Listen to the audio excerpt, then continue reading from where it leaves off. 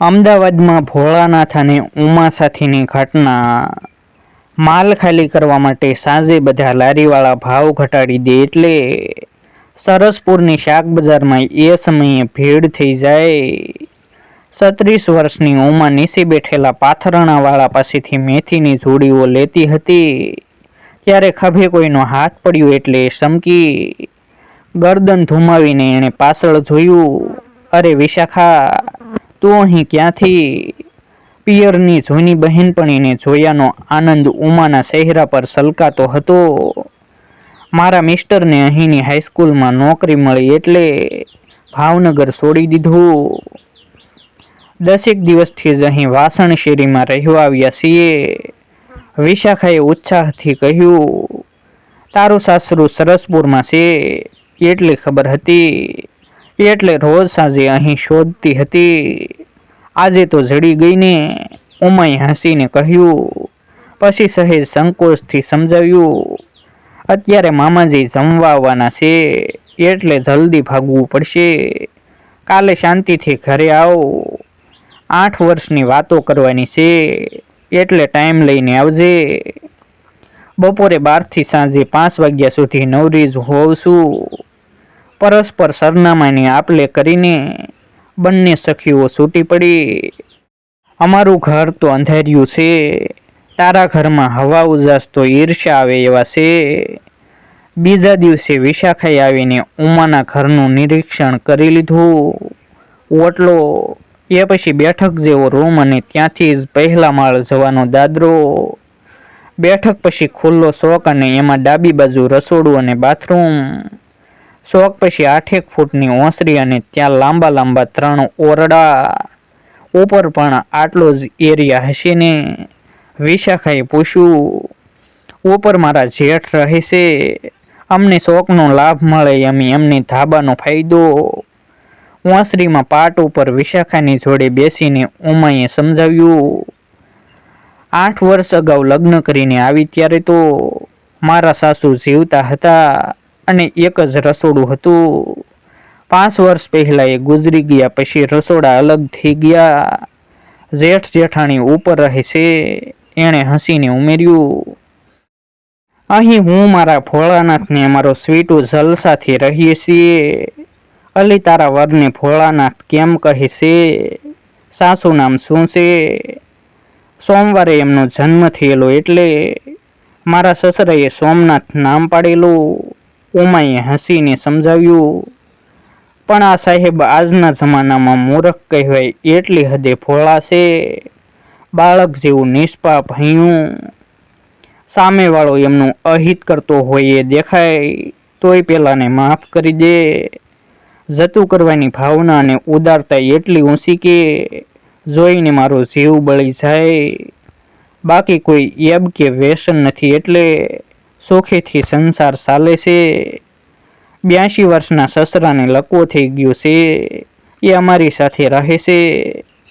જેઠાણીને પૈસાનું અભિમાન છે એટલે એમને એ નથી રાખતી. પથારીવશ સસરાને સગા બાપની જેમ સાસવું છું. એણે આદરથી ઉમેર્યું. એ ભગવાનના માણસની હાજરીનો ઘરમાં જરાય ભાર ના લાગે. કાન સરવા પણ જીભ થોથવાય છે. કંઈક કહેવું હોય તો લખીને કહે. 2 ટાઈમ જમવાને 3 ટાઈમ ચા જોઈએ. એ સિવાય કોઈ કસકસ નહીં. રસોડામાં ઉમા ચા બનાવતી હતી. વિશાખા એની પાસે ખુરશીમાં બેસીને સાંભળતી હતી. એમનામાં વ્યવહારની સૂઝ ઓછી એટલે ઘસાવવું પડે છે. મારા જેઠ ચાલાક અને હોશિયાર. એમની સરખામણીમાં મારા ધણી બિચારા ભોળિયા શંભુ જેવા. બધા સાથે રહેતા હતા ત્યારે ઘરમાં કંઈક ચર્ચા થતી હોય એમાં એમને કોઈ કંઈ પૂછે નહીં. એમની જાણે કોઈ ગણતરી જ નહીં. એમનો જ ભાવ ના પૂછાતો હોય. એમાં મારી શી વિષાદ.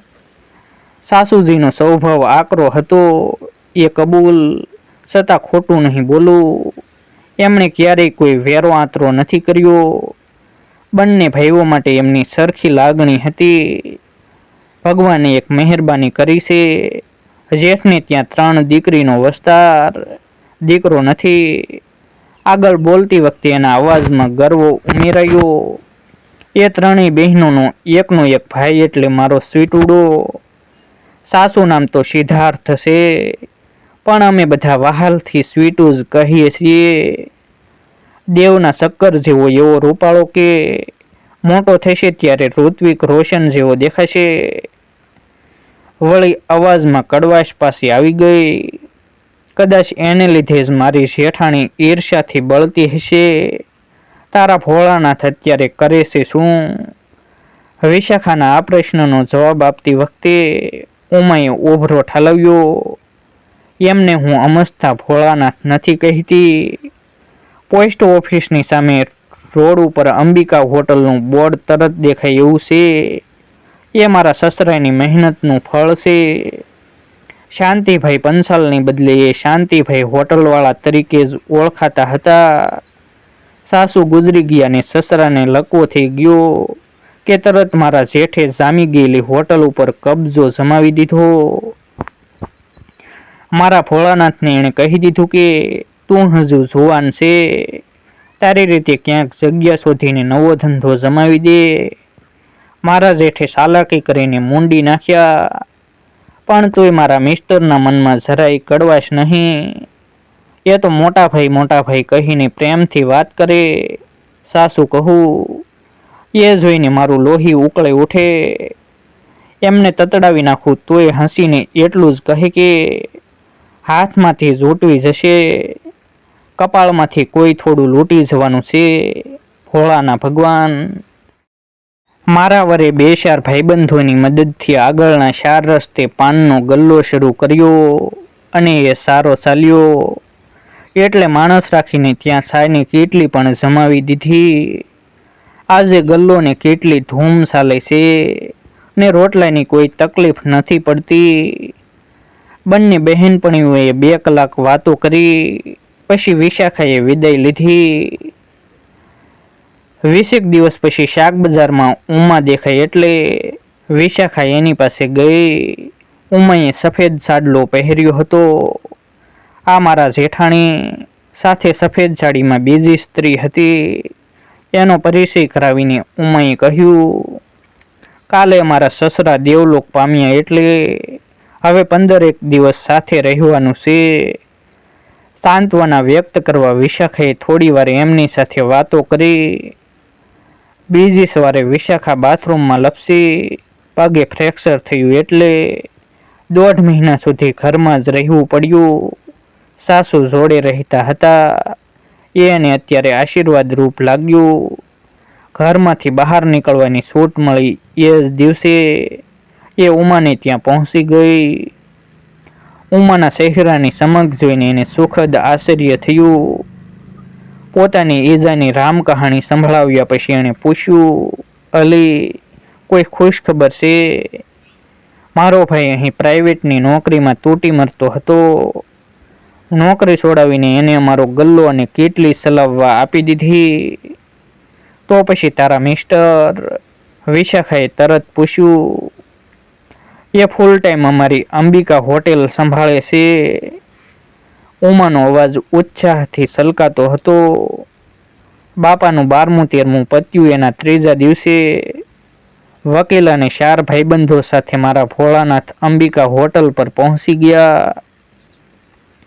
આડી તેડી વાત કરવાને બદલે મારા જેઠને સીધું જ કહી દીધું કે મોટા ભાઈ 1 મહિનાની મુદત આપું છું તમને. એ પછી મારે કબજો જોઈશે. એ પછી 1 દિવસની મુદત નહીં વધારું. એટલે ખાસ કહું છું કે મહિનામાં ક્યાંક બીજે સેટિંગ કરી નાખજો. હાથમાં હતા એ દસ્તાવેજ બતાવીને મોટા ભાઈને સમજાવી દીધું કે બાપાએ બુદ્ધિ વાપરીને વેલ બનાવ્યું છે. તમે અને હું જે રીતે રહીએ છીએ એ જ રીતે મકાન વહેંચી આપ્યું છે. એટલે એમાં તો જે છે તે જેવું જ રહેશે. પણ આ હોટલમાં તમારો કોઈ હિસ્સો નથી. બાપાએ ચોખ્ખું લખી આપ્યું છે કે આખી અંબિકા હોટલની માલિકી મારા નાના દીકરા સોમનાથને આપું છું. મોટા ભાઈ, બાપાની અંતિમ ઈચ્છાનો કાયદેસર આદર કરવાની આપણી જવાબદારી છે. આમ તો અબઘડી કબજો લેવાય, પણ લોહીનો સંબંધ છે એટલે મોટા ભાઈને 1 મહિનાની મુદત આપવાની મારી ફરજ છે. હર્ષાવેશમાં એક શ્વાસે આટલું કહીને એણે વિશાખા સામે જોયું. હોટલનો કબજો લીધો અને રંગોરોગાન કરાવીને ઉદ્ઘાટન કરાવવાનું હતું. એ દિવસે મને ત્યાં લઈ ગયા ત્યારે એમના પરાક્રમની ખબર પડી. હું તો દંગ રહી ગઈ. ધડ દઈને પૂછ્યું કે હે મારા મહાદેવ, મિલકતના મુદ્દાઓ મારફાડ મિજાજ ક્યાંથી લાવ્યા? વિશાખાના હાથ પોતાના હાથમાં જકડીને એ ઉત્સાહથી બોલતી હતી. એમણે મને કહ્યું કે મોટાએ લુચ્છાઈ કરીને મને હોટલમાંથી કાઢી મૂકેલો. એ ડંખ મનમાં હતો. મારી દશા જોઈને બાપા દુઃખી હતા. મોટા સામે મોઢામોઢ લડવાની એમની ઈચ્છા કે શક્તિ નહોતી. હું વેદનાથી વલોવાઈ રહ્યો હતો. એ છતાં મારી દશા પણ બાપા જેવી જ હતી. હતાશ થઈને પૂછ્યું કે બાપા, હોટલમાં મારો કોઈ હિસ્સો નહીં. આંખમાં જળજળિયા સાથે એ મારી સામે લાસાર નજરે તાકી રહ્યા. પછી કાગળમાં લખ્યું કે તમારી વચ્ચે વિખવાદ થાય એ જીવતે જીવ મારાથી નહીં જીરવાય. વકીલને પકડી લાવ, લખી આપું. મારી આંખ મીસાઈ એ પછી આખી હોટલ તારી. લગીર અટકીને ઉમાએ ઊંડો શ્વાસ લીધો. ભોળાનાથનો સ્વભાવ દિલદાર એટલે પાનના ગલ્લે રોજ આવનાર એક વકીલ એમના ભાઈબંધ થઈ ગયા હતા. એમને વાત કરી તો એ સાહેબે સ્ટેમ્પ પેપર લઈને આવી ગયા. એ બોલતા ગયા એ રીતે બાપાએ લખાણ કરી આપ્યું. સાક્ષી સહી સિક્કાની પળોજણ પૂરી કરીને એમણે પાકા પાયે કામ પતાવી આપ્યું. બાપાના મૃત્યુ પછી એનો ઉપયોગ કરવાનો હતો એટલે ત્યાં સુધી એમણે સંતાડી રાખેલું. ઉમાડી, તારા ભોળાનાથી તો ભારે કરી. વિશાખા પણ ખુશ હતી. ઉમાના બરડામાં ધબ્બો મારીને એ હસી પડી. ભૂલ ભૂલામણી વાળી ભોળાનાથની ભેદી ભભૂતિનો ચમત્કાર. મેં એમને આવું કહેલું ત્યારે મારા માથે ટપલી મારીને એ હસી પડેલા. ઉમાએ ખુલાસો કર્યો. પછી મારો કાન પકડીને સમજાવ્યું કે ભોળાનાથ ભોળાનાથ કહીને મજાક કરવામાં એક વાત તારા મગજમાંથી વિસરાઈ ગયેલી.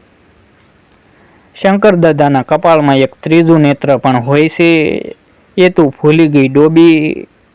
અંતિમ ઉપાય તરીકે એકાદ યુગ પછી ભોળાનાથે એ ત્રીજી આંખ ઉઘાડી ત્યારે બધું ભસ્મીભૂત કરીને ભૂક્કા કાઢી નાખે. આવા જ નવા વિડીયો જોવા માટે અમારી યુટ્યુબ ચેનલ સબસ્ક્રાઈબ કરો અને વિડીયોને લાઈક કરો.